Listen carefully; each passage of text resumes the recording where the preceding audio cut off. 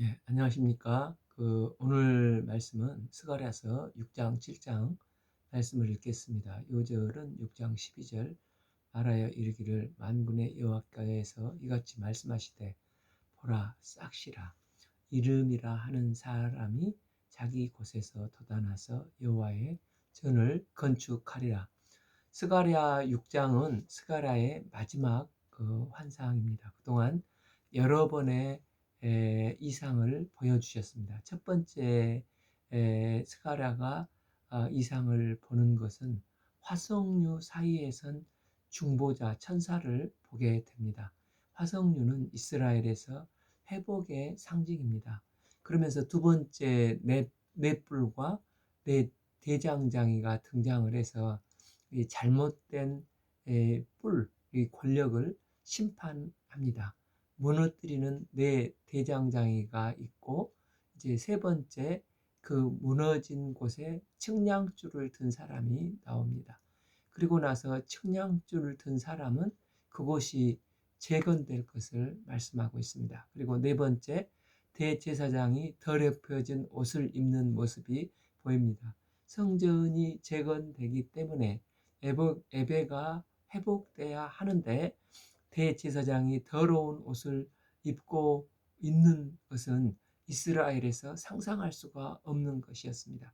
그러나 하나님께서 이 더러운 옷을 벗기시고 아름다운 옷, 예수 그리스도의 옷을 입혀주시는 이상입니다. 그 다음에 다섯 번째 순금 정잔대와 두 감람나무가 나옵니다. 하나님의 영이 임하니까 권력과 종교가 연합해서 창조적인 긴장과 협력 관계로 하나님이 기뻐하시는 아름다운 세상을 만들어 갑니다. 그 다음에 여섯 번째 날아가는 두루마리 환상이 나오고, 일곱 번째 에바 안에 악의 여인이 신할 땅으로 옮겨지는 이상이 보여집니다. 그리고 본문에서 마지막 여덟 번째 이상이 병거 타는 이상이 나옵니다. 1절에서 또 보고 있습니다. 내가 또 눈을 들어 본즉 내 병거가 두 산 사이에 나오는데, 여기서 병거는 전쟁을 연상시키는데 뭔가 긴박한 일이 벌어지고 있다는 것을 암시하고 있습니다. 이 병거가 네 개의 동서남북으로 온 세상을 상징한다고 할 수가 있는데, 그 병거가 두 산 사이에서 나오고 있다는 것입니다. 그런데 이 그 1절을 보면은 그 산은 구리산이라고 나와 있지 않습니까? 여기서 산이 왜 하필 구리산입니까? 지금 스가랴가 학교와 더불어서 낙담한 백성들에게 성전을 재건하고 있는 선지자들입니다. 하라고 격려하고 있는 선지자들입니다. 이 구리는 성전과 관련이 있습니다. 솔로몬 성전 현관을 드나들면 항상 보이는 것이 두 기둥이 있습니다. 이 두 기둥의 이름이 야긴과 보아스, 놋기둥입니다. 야긴은 하나님이 세우다는 뜻이고, 보아스는 하나님이 능력으로 하나님의 능력으로라는 뜻으로, 이걸 합하면 하나님의 능력으로 세운다는 뜻으로 야긴과 보아스가 이 놋기둥이 성전 출입문에 단단히 서 있는 것입니다. 그래서 구리산으로부터 병거가 나온다는 상징은 성전에 임하신 하나님이 녹기둥 사이를 행차하신 것처럼 성전에서 나오는 것으로 이미지화되고 있는 것입니다. 이 첫째 병거는 붉은 말들이, 둘째 병거는 검은 말들이, 셋째 병거는 흰 말들이, 넷째 병거는 어둥지고 어룽지고 건장한 말들이 메어지는지라. 여기서 네 가지 병거를 끄는 말들이 나오는데, 요한계시록 6장에서 나오는 말들은 흰 말은 하나님의 권위를 위임받은 존재, 붉은 말은 전쟁과 살생을 뜻하는 존재, 검은 말은 기근과 재앙을, 청색 말은 죽음을 상징하는 것으로 세계를 심판하는 말들로 등장을 합니다. 그런데 여기서 말들은 어떤 계시록의 의미는 없고 하나님의 사역의 다양하다는 다양성을 상징한다고 볼 수 있습니다. 또한 말들을 등장시키는 것은 하나님의 하나님의 신속하고 압도적인 역사를 개입하신다는 것을 상징한다고 할 수가 있습니다. 그래서 내가 내게 말하는 천사에게 물어 이르되 내 주여 이것들이 무엇이니까 하니 오 천사가 대답하여 이르되 이는 하늘의 내 바람인데 온 세상의 주 앞에 서 있다가 나가는 것이라 하더라. 다시 말하면 이 내 병거는 하나님의 명령을 수행하기 위해서 세상에 파견된 천사들이라는 것입니다. 이를 볼 때 세상의 일들은 땅에서부터 시작된 일처럼 보이지만 실제로 하늘에서부터 시작된 일들이라는 것을 보여주고 있습니다. 그래서 우리가 주기도문에서 뜻이 하늘에서 이루어진 것 같이 땅에서도 이루어지이다 기도를 하는데 하나님의 뜻이 이 땅에 온전히 이루어지기를 바라는 것입니다. 이 검은 말은 북쪽 땅으로 가고 흰 말은 그 뒤를 따르고 어롱진 말은 남쪽 땅으로 가고 이스라엘의 상황에서 7 건장한 말들은 나가서 땅에 두루 다니고자 하니 그가 이르되 너희는 여기서 나가서 땅에 두루 다니라 하며 곧 땅에 두루 다니더라. 동서남북으로 가는데 북쪽은 이 메소포타미아 문명권으로 바벨론에 의해서 유다가 이제 멸망당하지 않습니까? 또 지금은 바벨론이 멸망당하고 바사가 있었고 바사의 고레스 왕의 칙령에 의해서 다시 예루살렘으로 돌아와 이제 그 백성들이 1차로 돌아온 백성들을 중심으로 성전 재건 역사가 이루어지고 있는데 이게 모두 하나님의 주권 가운데 이루어지고 있는 것입니다. 남쪽은 아주 오래된 애굽의 세력들이 있습니다. 이스라엘은 그 중간에 끼어서 늘 어려움을 당했습니다. 그런데 두 산 사이에서 나온 병거가 하나님의 뜻을 수행하기 위해서 북쪽으로 또 남쪽으로 온 세상으로 파견되는 것입니다. 그들이 어떤 일을 했습니까? 그가 내게 외쳐 말하여 이르되 북쪽으로 간 자들이 북쪽으로 내 영을 쉬게 하였느니라 하더라. 특별히 북쪽으로를 강조하면서 언급하는데 그곳에 간 검은 말이 내 영을 쉬게 하였다는 것입니다. 즉 무슨 말입니까? 북쪽으로 그들이 하나님이 파송했던 그 일을 제대로 잘 수행했기 때문에 하나님이 안도의 쉼을 내신다는 뜻입니다. 이를 볼 때 세상에 벌어지는 일들 때문에 하나님도 숨이 막혀 하실 때가 있다는 것입니다. 우리가 하나님 안에서 그래서 잘 하나님이 기뻐하시는 일을 살아야지 하나님께서도 평안하시다는 말입니다. 바울 사도도 그 데살로니가 전서 3장에서 보면 데살로니가 교회가 막 개척되었는데 큰 박해를 받았기 때문에 그 교회를 어쩔 수 없이 떠나야 했습니다. 이때 바울의 마음이 마치 어린 아이를 두고 떠나는 것 같은 안타까운 마음으로 인해서 그 마음에 그 평안이 없었습니다. 그런데 디모데를 보낸 바울을 그곳에서 잘 돌보도록 디모데를 보내서 그것을 잘 돌보도록 합니다. 그런데 그가 이제 디모데가 소식을 가지고 옵니다. 데살로니가전서 3장 6절 지금은 디모데가 너희에게로부터 와서 너희 믿음과 사랑의 기쁜 소식을 우리에게 전하고 또 너희가 항상 우리를 잘 생각하여 우리가 너희를 간절히 보고자 함과 같이 너희도 우리를 간절히 보고자 한다. 이 소식을 전해줍니다. 이때 마음 졸이며 애태운 바울이 뭐라고 말합니까? 그러니까 그 신약 성경에서 제일 먼저 기록된 성경이 데살로니가 전서인데 그리고 복음서에서는 이제 마가복음이죠. 거기에서 사도 바울이 개척 교회를 생각한 마음이 잘 나타나 있는 것입니다. 살전 3장 8절 그러므로 너희가 주 안에서 굳게 선즉 우리가 이제는 살리라. 이게 안심하고 다시 내 숨이 쉬어졌다는 것입니다. 얼마나 애타는 목자의 마음으로 복음의 씨를 뿌리고 그것이 죽을까 봐 얼마나 애를 태웠는가를 볼 수가 있습니다. 믿는 하나님의 사람들의 이 목자의 마음은 자기가 행복을 누리는 사람이 아니라 양들이 행복해야 행복해지고 숨을 제대로 쉴 수 있는 사람이라는 것입니다. 하나님의 마음이 이렇다는 것입니다. 이 땅의 일들이 하나님의 뜻대로 이루어져야 하나님도 안도를 하시는 것입니다. 그래서 북쪽으로 간 병거 덕분에 내 영을 쉬게 하였다는 것입니다.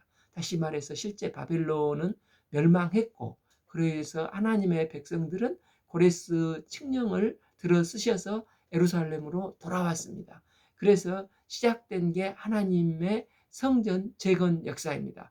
그래서 바벨론의 멸망이 그들의 세력 다툼으로 이루어지는 게 아니라 하나님의 섭리 가운데 이 모든 사건이 벌어졌다는 것입니다. 구 여호와의 말씀이 내게 임하여 이르되 사로잡힌 자 가운데 바벨론에서부터 돌아온 헬데와 도비야와 여다야가 스바냐의 아들 요시아의 집에 들어갔나니 이는 그날에 그 집에 들어가서 그들에게 받되 이게 고레스가 이제 고향으로 돌아가라 했을 때 한꺼번에 다 돌아온 게 아니라 이게 1차 기환, 2차 기환, 3차 기환이 이루어지지 않습니까? 지금 이 시점에서 1차 기환자들을 중심으로 성전 재건을 하고 있는 때입니다. 그래서 아직 기환하지 못한 바벨론에 남아있는 성도들이 성전 재건을 하는 일에 우리도 조금이나마 보태고 싶으니 헌금을 가지고 가서 성전 재건할 때 쓰도록 보내온 곳이 있었습니다. 바벨론에 남아있는 자들이 그들이 헬데와 도비야와 여다야가 스바냐를 통해 전해 온 것입니다.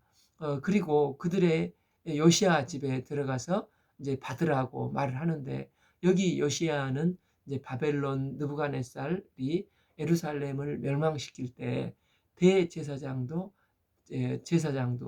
이게 죽였는데 그 제사장의 아들이 요시야입니다. 지금 그 요시야의 집에서 헌물 전달식을 하고 있는 것입니다. 그 용처가 무엇이라고 합니까? 10일 온 은과 금을 받아 멸류관을 만들어 여호사닥의 아들 대제사장 여호수아의 머리에 씌우고 그러니까 성전은 지금 이스라엘 땅에 있는 백성들의 노력으로 이루어진 것이만이 아니고 포로로 잡혀가 귀환되지 않는 사람들도 이 성전 재건 역사에 함께 동참을 했습니다. 그 헌물로 관을 만들어서 대제사장 여호수아에게 관을 씌우라는 것입니다. 보통 왕관은 제사장에 씌우는 게 아니라 왕에게 씌우지 않습니까?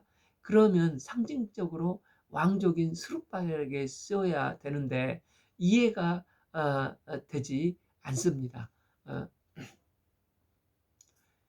12절 말하여 이르기를 만군의 여호와께서 이같이 말씀하시되 보라 싹시라 곧 순이라 그 이름하는 사람이 자기 곳에서 돋아나서 여호와의 전을 건축하라.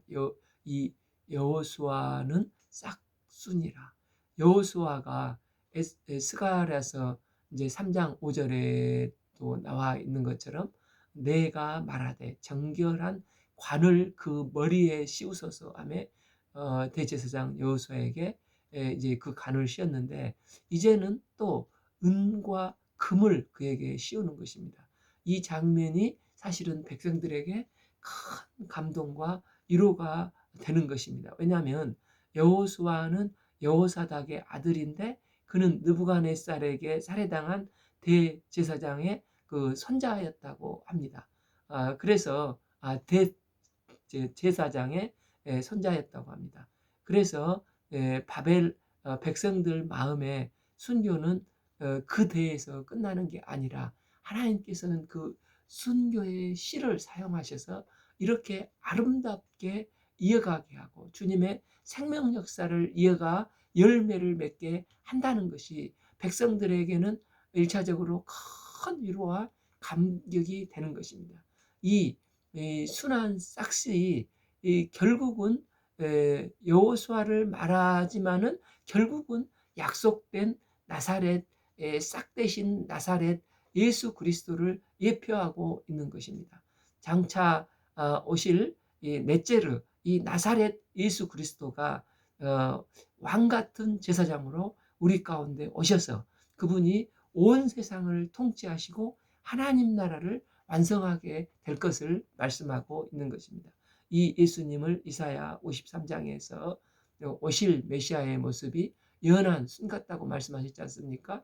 그 바오밤 나무라는 나무는 둘레를 한 2, 30명이 이렇게 팔을 끼고 벌려야 감쌀 수 있는 거목이라고 합니다. 그런데 그 나무도 처음에는 아주 작은 싹부터 연한 순부터 시작을 하는 것입니다. 그러나 이 싹새 생명력이 있어서 이 싹이 자랄 때 큰 아름들이 나무가 되는 것입니다. 예수님은 어린 싹 한 아기로 강보에 쌓여서 아주 연약한 순처럼 이 땅에 오셨습니다. 그러나 그분께서 십자가에서 온 인류의 죄와 죽음 문제를 해결하시고자 십자가를 담당하시고 부활을 하셨습니다. 이로 말미암아 온 세상을 통치하시는 왕이요 제사장이요 선지자이신 하나님의 아들 그리스도가 되셨습니다. 성도들은 이 예수님을 통해서 이 시대의 거룩한 백성이요 왕 같은 제사장들입니다. 12b 자기 곳에서 돋아나사 여호와의 전을 건축하라 했는데 저희가 자기 곳 지금 서 있는 이 땅끝에서 예수로 인해서 예수의 아름다운 덕을 선전하는 왕 같은 제사장이요 거룩한 백성들이 되어서 이 예수님의 우주적인 교회를 세워나가는데 쓰임받는 주의 종들이 되기를 기도합니다. 13. 그가 여호와의 전을 건축하고 영광도 얻고 그 자리에 앉아서 다스릴 것이요 또 제사장이 자기 자리에 있으리니 이 둘 사이에 평화의 은원이 있으리라 하였고 스룹바벨과 대제사장인 여호수아가 권력과 종교가 창조적인 긴장 속에서 경쟁적 협동 관계를 가져야 한다는 것입니다. 어떤 시인은 그 왼손은 왼손만의 독특한 길을 가고 또 오른손은 오른손만의 독특한 길을 가야 된다는 것입니다. 그러나 항아리 같은 것을 움직일 때는 서로 왼손 오른손이 협력을 하고 또 기도를 할 때도 그 기도 손으로 힘을 합해서 기도할 때 아름다운 동행이 이루어진다고 했습니다. 지금 스룹바벨과 여호수아는 하나님 앞에 같은 지향해야 할 부분을 함께 공감했기 때문에 그들의 사이에 샬롬의 평화가 있었다고 말씀하고 있습니다. 14. 그 면류관은 헬렘과 도바냐와 여다다와 스바냐의 아들 헨을 기념하기 위해서 여호와의 전 앞에 두라 하니라. 그들의 헌신을 기념하기 위해서 성전 안에 잘 보관하라는 것입니다. 먼데 사람들이 와서 여호와의 전을 건축하려니 만군의 여호와께서 나를 너희에게 보내신 줄을 너희가 알리라. 너희가 만일 너희 하나님 여호와의 말씀을 들을진대 이같이 되리라. 그래서 정말 필요한 것은 백성들이 하나님이 하시는 말씀에 대한 신뢰, 이것을 말씀을 듣고 적극적으로 행하는 게 필요하다는 것입니다. 이제 7장에서 지금까지 8가지 환상을 본 유다 백성들은 다시 이제 낙담해서 일어나 힘을 덧입고 성령 충만해집니다. 1. 다리오 왕 제4년 9째 달 곧 기슬레 월 4일에 여호와의 말씀이 스가랴에게 임하니라. 성전 짓기 시작한 것은 다리오 왕 2년에 시작을 하였고 최종적으로 성전이 완공되기까지는 4년이 걸리는데 지금 꽤 많이 진척이 되어 있습니다. 그들은 학개와 스가랴의 말씀 선포를 통해서 큰 위로와 새 힘을 덧입고 기쁨으로 자원해서 지금 헌신을 하고 있는 것입니다. 이 그때 베델 사람이 사레셀과 레겜 멜렉과 그의 부하들을 보내어 여호와께 은혜를 구하고, 그러니까 베델은 북이스라엘 지역이지 않습니까?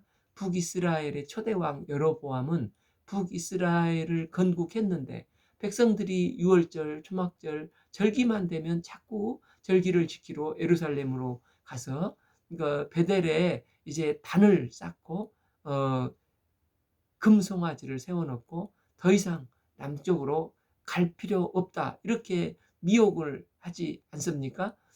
그런데 지금 이 베델 사람들이 듣기에 남쪽 유다에서 성전 짓고 부흥회가 이루어지면서 놀라운 은혜의 역사가 이루어지고 있다는 소문을 들은 것입니다. 처음 포로로 귀환한 후에 성전을 지으려고 할 때 사마리아인들이 와서 우리도 돕겠다고 했을 때 너희는 피가 섞여져 있기 때문에, 더러워져 있기 때문에 함께 이 거룩한 성전을 참여시킬 수가 없다 하고 쫓아내서 그들이 성전 짓는 일을 방해를 했지 않습니까? 그런데 여기에 또 무엇이라고 합니까? 남쪽에 있는 이제 학개와 스가랴를 통해서 격려를 덧입고 이제 남쪽 백성들이 은혜를 받고 이제 성전을 지으니까 이들도 우리도 좀 은혜를 받아야 되겠다 하는 생각을 한 것입니다. 그래서 베델 사람 사델과 레겜 멜렉과 그 부하들을 보내어서 여호와께 은혜를 구하였다는 것입니다. 그러면서 그들이 제사장 율법사들을 만나서 우리도 이제 은혜를 받고 싶어서 왔는데 우리가 어떻게 하면 은혜를 받을 수 있습니까? 하면서 우리는 5월에 항상 금식을 했습니다 하고 말을 하는 것입니다. 참 만군의 여호와의 전에 있는 제사장들과 선지자들에게 물어 이르되 내가 여러 해 동안 행한 대로 5월 중에 울며 근신하리까 하고 묻습니다. 왜 5월에 금식할 것을 묻는 것입니까? 열왕기상 25장 8절 바벨론 왕 느부갓네살의 19째 해 5월 7일에 바벨론 왕 신복 시위대장 느부사라단이 예루살렘에 이르러 여호와의 성전과 왕궁을 불사르고 예루살렘의 모든 집을 귀인의 집까지 불살랐으며, 이 예루살렘이 잿덩이가 된 날이 바로 5월이었습니다. 그러니까 남북이 이 5월은 하나님의 징계로 이제 그 멸망당한 국치월을 일로 그날 금식을 하는 것입니다. 그래서 그날에 사람들이 죄를 무릅쓰고 금식을 해왔는데 우리가 그날 금식을 하면 하나님께 은혜를 덧입을 수 있을까요? 이렇게 물어보는 것입니다. 만군의 여호와의 말씀이 내게 임하여 이르되 온 땅의 백성과 제사장들에게 이르라. 과연 너희가 70년 동안 다섯째 달과 일곱째 달에 금식하고 애통하였거니와 그 금식이 나를 위하여 금식을 한 것이냐? 즉 이 금식이 과연 정말 하나님을 위하여 한 것이냐 아니면 너희를 위하여 한 것이냐라고 묻는 것입니다. 너희가 먹고 마실 때 그것을 너희를 위하여 먹고 너희를 위하여 마시는 것이 아니냐 묻는 것입니다. 보통 우리가 금식을 할 때 왜 합니까? 따지고 보면은 자기를 위해서 금식하는 경우가 적지가 않습니다. 예를 들어서 자녀가 말을 안 듣고 많은 문제가 있어서 금식을 하는 경우가 있다면 이 금식을 통해서 나의 근심거리를 덜어보겠다는, 결국은 나의 유익을 위해서 금식을 하는 것이 되는 것입니다. 이처럼 이들이 금식을 하는 근본 의도도 70년 동안 이제 이 바벨론 제국자 또 이제 아수르에게 멸망해 버렸기 때문에 식민지로 살고 있는데 그들이 이 금식을 통해서 하루라도 빨리 해방되어 평안하게 자유를 누리면서 살았으면 좋겠다고 하는 마음의 동기가 많이 있었습니다. 그들이 과연 어서 해방이 되어서 이제는 회개에 합당한 열매를 맺고 제사장 나라로서 주만 섬기겠다. 주께서 주신 본연의 복의 근원의 사명을 감당하기 위해서 땅끝까지 가서 복음을 증거하겠다. 이런 것은 별로 없는 것입니다.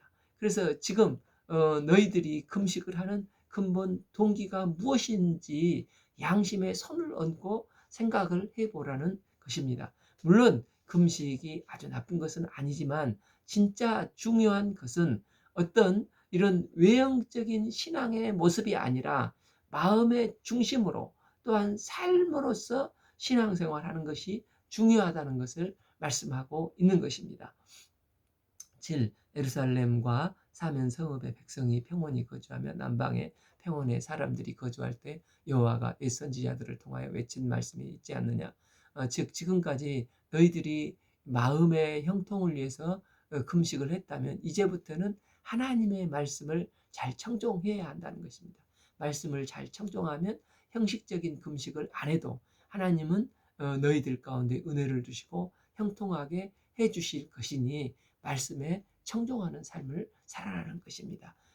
그러면서 좀 더 구체적으로 8. 여호와의 말씀이 스가랴에게 임하여 이르되 구 만군의 여호와가 이같이 말씀하여 이르시기를 너희는 진실한 재판을 행하며 또 인애와 긍휼을 베풀며 과부와 과와 나그네와 궁핍한 자를 압제하지 말고 서로 해하려고 마음에 도모하지 말라. 그러니까 하나님은 너희들이 정말 형통하게 되기를 원한다면 진정한 교회의 모습을 갖추라는 것입니다. 진정한 하나님의 교회는 하나님의 백성답게 겉모양의 금식이 중요한 게 아니라 고아나 과부, 나그네 이런 사회적인 약자들을 돕고 재판을 공정하게 할 때 진실된 재판을 하고 인애, 즉 헤세드의 마음으로 사랑을 베풀도록 이게 나에게 사랑을 베푼다고 해서 아무것도 돌아올 게 없을지라도 이런 자들에게 사랑을 베풀어야 한다는 것입니다. 이렇게 하는 것이 하나님의 백성다운 모습이고 진정한 성전을 세워가는 것이고 하나님이 기뻐하시는 모습이라는 것입니다. 비록 예루살렘 성전의 겉모양은 불타서 지금 성전을 다시 짓겠다고 하지만 그것보다도 마음으로 인애를 실천하는 것, 사람들이 주의 이름으로 모여서 말씀 보고 예배하며 서로 격려하는 것이 하나님이 기뻐하시는 교회다 하는 것을 설명을 하고 있습니다. 그런데 선지자들이 이전부터 그렇게 가르쳤는데도 너네들 조상들은 그렇게 하지 않았다는 것입니다. 이스라엘도 어떻게 보면 광야 시대에서부터 광야에서 텐트 치고 성막에서 예배드리는 하나님의 교회 같은 하나님의 거룩한 공동체였지 않습니까? 그 조상들에게 하나님께서는 모세를 통해서 제사장을 통해서 율법사들을 통해서 선지자들을 통해서 말씀을 아무리 증거했지만 그들은 청종하기 싫어했습니다. 11. 그들이 듣기를 싫어하며 얼굴을 향하여 향하는 게 아니라 등을 향하여 돌리며 듣지 아니하려고 길을 막았다는 것입니다. 12. 그 마음을 금강석같이 하여 율법과 만군의 여호와가 그의 영으로 옛 선지자들을 통하여 전한 말을 듣지 아니하므로 큰 진노가 만군의 여호와께로부터 나왔도다. 13. 내가 불러도 그들이 듣지 아니한 것처럼 그들이 불러도 내가 듣지 아니하리라. 만군의 여호와의 말씀이니라 하니라. 너희가 이처럼 너희 조상들이 하나님의 말씀을 듣지 아니해서 결국 이들은 어떻게 되었습니까? 14. 내가 그들을 바람으로 불어 알지 못하던 여러 나라에 흩었느니라. 아수르 바벨론에 흩어버렸지 않느냐. 그 후에 이 땅이 황폐해지고 오고 가는 사람이 없게 되었다는 것입니다. 그들이 아름다운 땅을 황폐하게 하지 아니었냐는 것입니다. 그래서 진짜 중요한 것은 건물은 멋지게 짓는 것이 아니라 하나님의 마음을